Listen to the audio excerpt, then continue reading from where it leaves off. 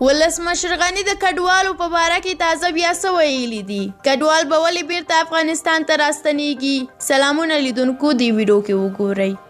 افغان ولسمشر محمد اشرف غني وایي چې وروستۍ سروې ښایي چې د افغان کډوالو شمېر په 1395 کال کې له 55.5 سلنې څخه په 1399 کال کې 40.3 سلنې ته کم شوی دی.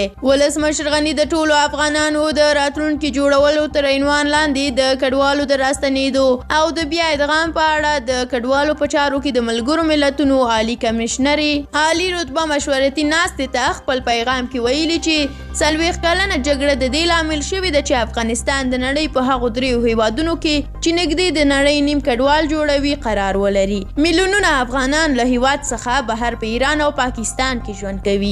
ښاغلی غني وړاندې په خپل پیغام کې زیاتوي چې د سولې بهیر یو وار بیا د کډوالو راستنېدو او مجدد ادغام متفاوت تصویر وړاندې کوي. نوموړی وایي د کډوالو بیرته راستنېدونکو او پخوانیو جنګیالیو موضوعات د افغانستان د سولې او انکشاف ملي چوکاټ د دویمې نسخې په هره برخه کې ځای کړی دی. افغان ولسمشر محمد اشرف غني همدا راز وایي کله چې په افغانستان کې سوله تامینه شي وړاندوینه دا ده چې نه یوازې به هیواد ته د میلیونونو کډوالو د راستنېدو زمینه برابره شي بلکې د طالب جنګیالیو د مجدد ادغام له سختې دندې سره به هم مخ شي.